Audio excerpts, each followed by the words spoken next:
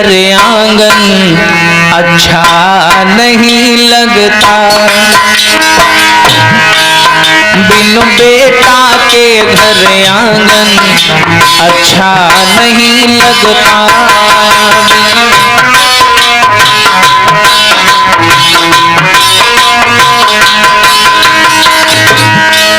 एक बेटा चाहिए मन भावन के लिए। बिन लाला बिन छोना के घर आंगन अच्छा नहीं लगता।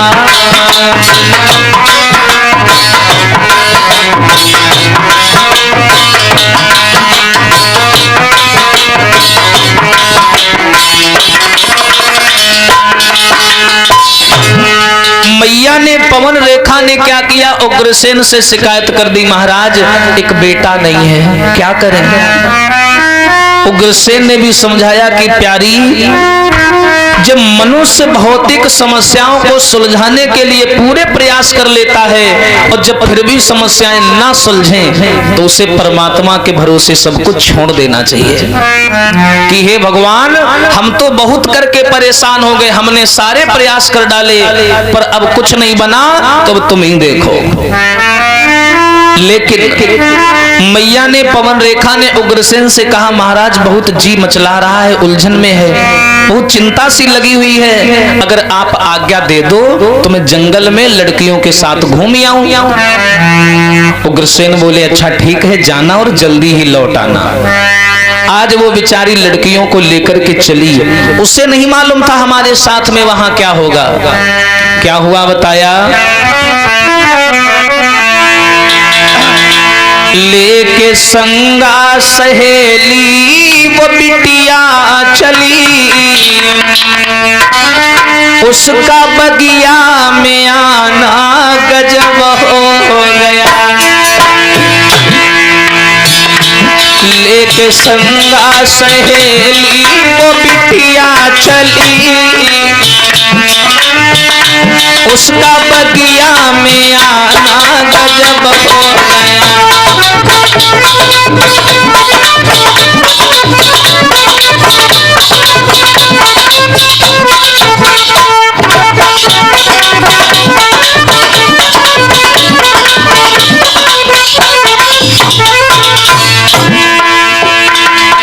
पवन रेखा थोड़ा उधर दब के बैठ जाओ, गाड़ी 90 में चले, हाथ साथ लग गो, खड़बड़ा जाइए उधर।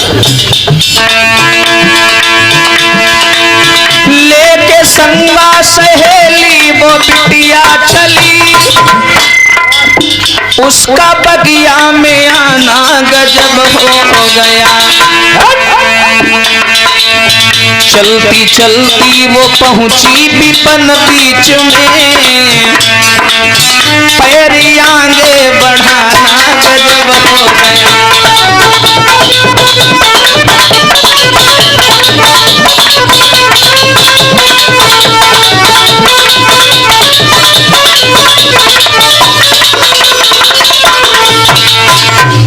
चल पड़ी पवन रेखा।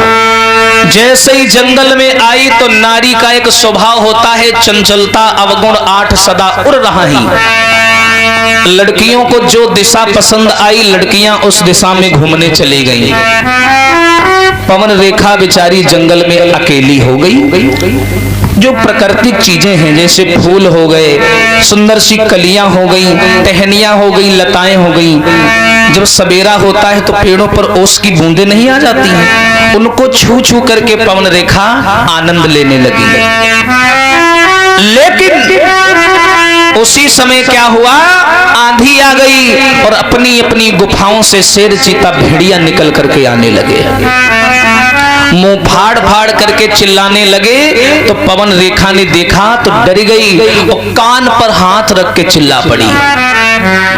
और जैसे ही वो धर के बेचारी चिल्लाई, शांत बैठो, बता रहे ना,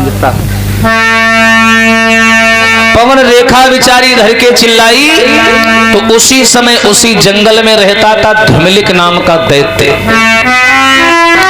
उसने आवाज सुनी पवन रेखा की तो सामने आया, देखा पवन रेखा